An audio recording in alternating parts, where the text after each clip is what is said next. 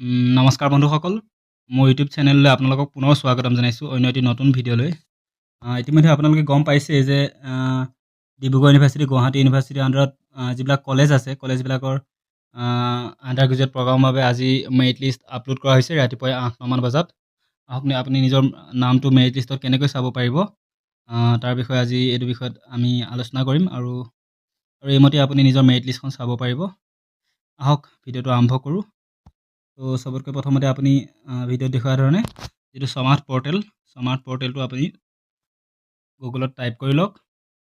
তাৰপিছত ইয়াত smart admission যিটো আছে, চবতকৈ তলত আহি আপুনি ইয়াত প্ৰথমতে লগ ইন হৈ লওক, ঠিক আছে। আপুনি ভিডিঅ'টো কাম এটা কৰিব, আপুনি ডেস্কটপ ছাইডত অন কৰি ল'ব ক্ৰম ব্ৰাউজাৰত। তাৰপিছত ইয়াত আহি এটা লগ ইন অপশ্যন দেখিছেনে, তলত লগ ইন, এইটো লেফ্ট ছাইডত তাত ক্লিক কৰক। লগ ইন হোৱাৰ পিছতে ইয়াত যিহেতু মোৰ অলৰেডি পাছৱৰ্ডটো ছেভেই আছে, গতিকে চিধা এনেকৈ আপুনি তাত ওপৰত ইউজাৰ নেম আৰু তলত পাছৱৰ্ডৰ জেগাত পাছৱৰ্ডটো দি এনেকৈ লগ ইন হৈ ল'ব। আৰু যিটো কেপচা আছে, কেপচাটো কি আছে 7323745, ঠিক আছে।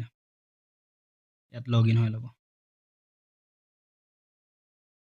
অলপ সময় লাগিব, ঠিক আছে। মই লগ ইন হৈ ল'লোঁ। লগ ইন হোৱাৰ পিছতে আপুনি অলপ তললৈ আহিব। তললৈ আহি ৰাইট ক্লিক কৰিব। ইয়াতে আপুনি দেখিছেনে এটা অপশ্যন মেৰিট লিষ্ট বুলি দেখা পাইছেনে, এইটো মেৰিট লিষ্ট, ঠিক আছে। তাত ক্লিক কৰক। মেৰিট লিষ্ট বুলি অহাৰ লগে লগেই তো মেৰিট লিষ্ট 1ত ধুনীয়াকৈ দেখা পাব। আপোনাৰ ফাৰ্ষ্ট যিখন ইউনিভাৰ্চিটিৰ নামটো লিখিব লাগিব, যিটো ইনষ্টিটিউশ্যন নেম লিখা আছে, তাত ইনষ্টিটিউশ্যন নেম ওপৰত আছে, গতিকে ইয়াত ফাৰ্ষ্টটো আপুনি নামটো, মই গুৱাহাটী ইউনিভাৰ্চিটিৰ আণ্ডাৰত চাম, তো গুৱাহাটী ইউনিভাৰ্চিটি, ঠিক আছে। এইটো গুৱাহাটী ইউনিভাৰ্চিটি হৈছে। তাৰপিছত কলেজখনৰ নাম গুৱাহাটী ইউনিভাৰ্চিটি, যিখন কলেজ মোৰ হৈছে জাগৃত কলেজ, গতিকে মই জাগৃত কলেজ বুলি ইয়াত চাৰ্চ কৰিম। জাগৃত কলেজ ওলাই গৈছে। তো ইয়াত মোৰ প্ৰগ্ৰামটো যিটো মই এপ্লিকেশ্যনখন যিখন এপ্লাই কৰিছিলোঁ, তো সেইটো আৰ্টছৰ কাৰণে এপ্লাই কৰিছিলোঁ, BA। তো ইয়াত চিধা BA টাইপ কৰাৰ লগে লগে বেচেলৰ অফ আৰ্টছ আহিছেনে, ঠিক আছে। ইয়াত ধুনীয়াকৈ এটা দেখুৱাব। তো ইয়াত চিধা কলেজ নেমটো আপুনি ওপৰত টাইপ কৰিব পাৰিব। কলেজ নেমটো জাগৃত কলেজ,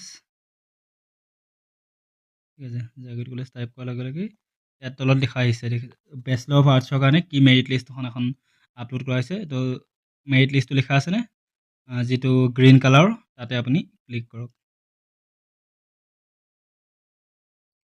PDF টো অট'মেটিক ডাউনলোড হৈ গৈছে মোৰ। ইয়াত PDF টো আপুনি চাব পাৰিব, ঠিক আছে। ইয়াত চাওক, এনেকৈ গোটেইটো PDF টো আপুনি ডাউনলোড কৰি ল'ব, তাৰপিছত ধুনীয়াকৈ চাব পাৰিব, ঠিক আছে। তো আপুনি নিজৰ যিখন কলেজখনৰ নাম সেয়া টাইপ কৰি আপুনি ইয়াত চাৰ্চ কৰিব পাৰিব, ঠিক আছে। তো গুৱাহাটী ইউনিভাৰ্চিটিৰ আণ্ডাৰত যিমানবিলাক কলেজ আছে, প্ৰত্যেকখন কলেজৰে ইয়াত আপুনি চাব পাৰিব। তো জাগৃত কলেজৰ যিখন BA যিটো মেৰিট লিষ্ট আজি দিছে, সেইটো আপুনি ইয়াত ফাৰ্ষ্ট এইটো চাব পাৰিব। বা জাগৃত কলেজৰ ছায়েন্সৰ BSc যিটো মেৰিট লিষ্ট, সেইটো চাব পাৰিব।